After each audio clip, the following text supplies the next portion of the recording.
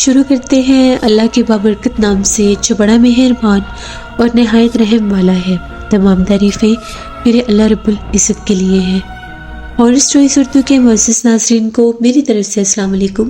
امید کرتی ہوں آپ سب لوگ خیریت سے ہوں گے، جہاں ہوں گے خوش ہوں گے۔ آج آپ لوگوں کے لیے ویری انٹرسٹنگ ہارر اسٹوریز لائی ہوں جنہیں آپ لوگ بہت پسند کریں گے۔ آج کی پہلی خوفناک کہانی وحید شیئر کر رہے ہیں۔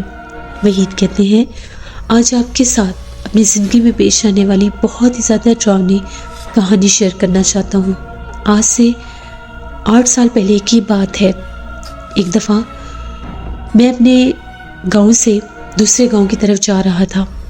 وہ گاؤں جہاں پر میں جا رہا تھا وہاں پر میرے چاچو تھے، چھوٹے چاچو دوسرے گاؤں میں رہتے تھے، تو میں ان سے ملنے کے لیے جا رہا تھا۔ مجھے کوئی ضروری کام تھا۔ جیسے گاؤں کے کچے راستے ہوتے ہیں، میں سائیکل پر تھا۔ ابھی موسم تبدیل ہو رہا تھا، ٹھنڈی ہوائیں چلنا شروع ہو گئی تھیں۔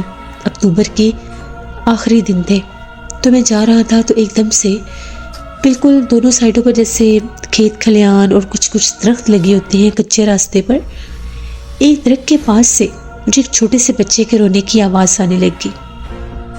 نظر کوئی بھی نہیں آ رہا تھا، ایسے لگ رہا تھا جیسے درخت کے اوپر کوئی چھوٹا سا بچہ ہے اور وہ روتا ہی جا رہا ہے۔ میں بڑا حیران کہ یہ کیسے ممکن ہے، کسی درخت کے اوپر کوئی بچہ کیسے رو سکتا ہے۔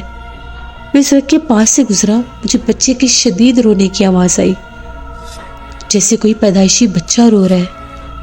میں پیچھے پلٹ کر دیکھنے پر مجبور ہو گیا۔ پیچھے پلٹ کر دیکھتا ہوں تو اس درخت کے ساتھ جس طرح سے کچھ لٹک رہا تھا، بالکل چھوٹا سا، میں دیکھ کر ایک دم رکنے پر مجبور ہو گیا کہ یہ کوئی بچہ درخت کے ساتھ کیسے لٹک سکتا، وہ بھی اتنا چھوٹا۔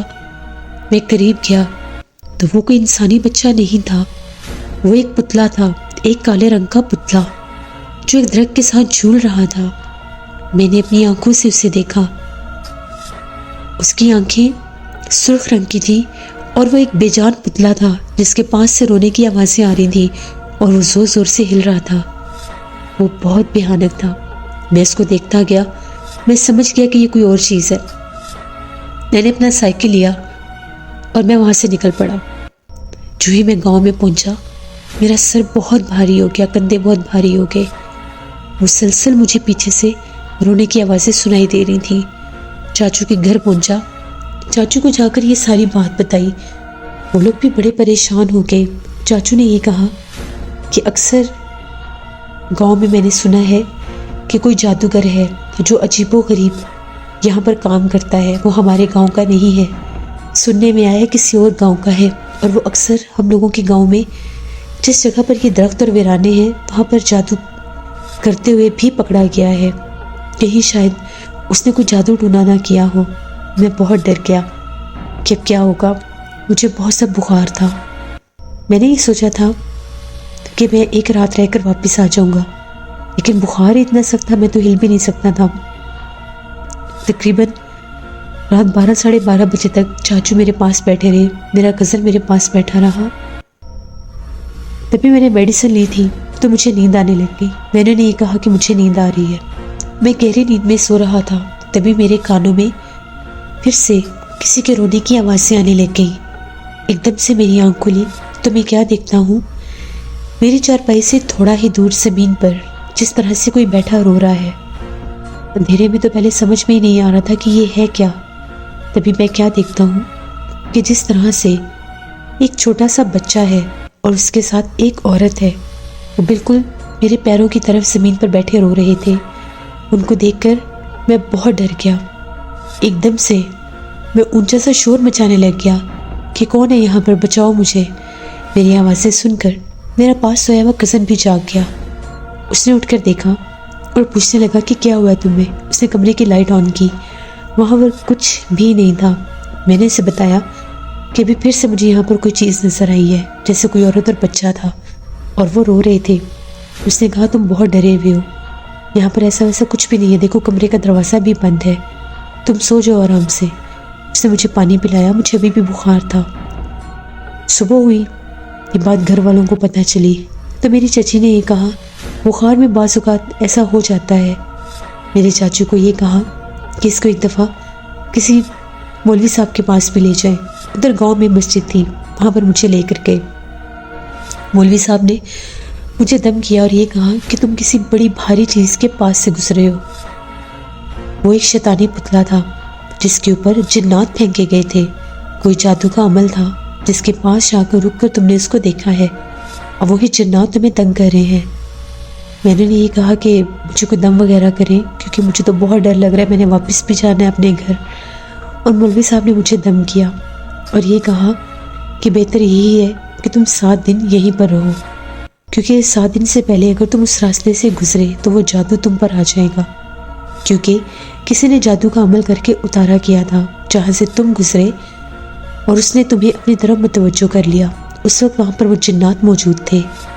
اور میں بڑا پریشان کہ میں اب گھر بتا کر بھی نہیں آیا، میں اتنے دنوں کے لیے جا رہا ہوں۔ 2-3 دن کے بعد میرے ابو اس گاؤں میں آئے یہ پتہ کرنے کہ میں واپس کیوں نہیں آیا، کیونکہ میرے پاس جو موبائل تھا میں وہ بھی گھر چھوڑ آیا تھا، اور جہاں پر میرے چاچو لوگ تھے وہاں پر سگنل بھی نہیں آتے تھے۔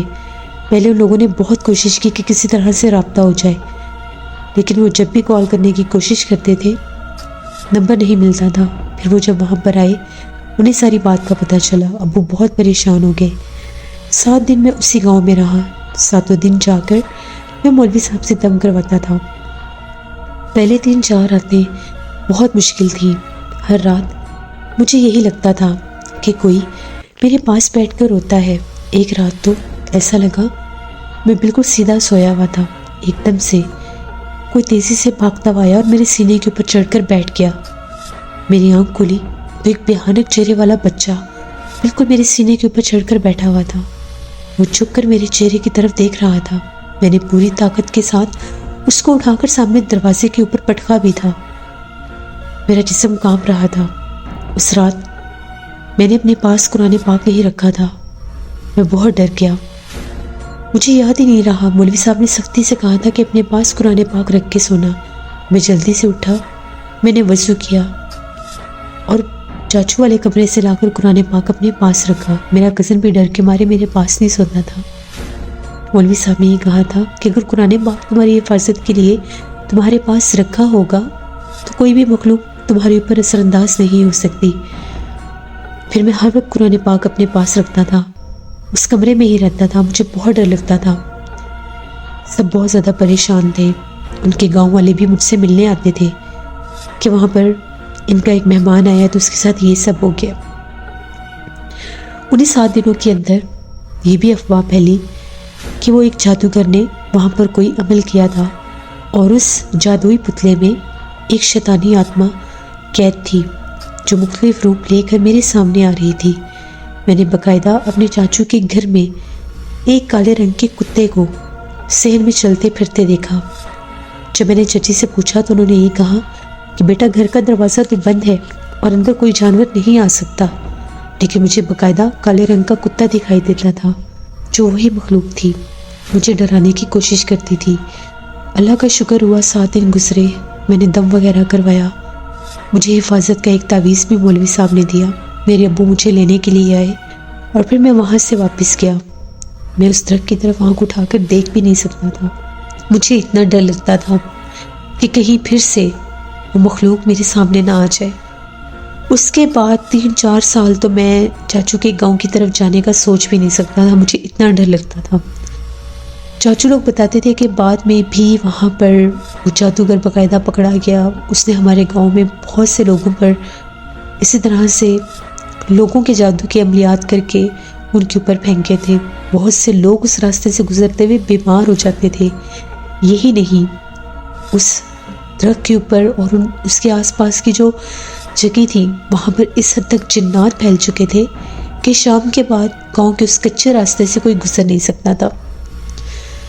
تو پتہ نہیں کس طرح سے لوگ اس طرح کر دیتے ہیں۔ اللہ سے ڈرنا چاہیے، کبھی بھی کسی بے گناہ انسان کو نقصان نہیں پہنچانا چاہیے۔ اللہ ہمیں ان جادو ٹونوں سے اور ان کے واروں سے ہمیشہ محفوظ رکھے۔ ہمیں اپنی حفاظت کی دعا ضرور مانگنی چاہیے۔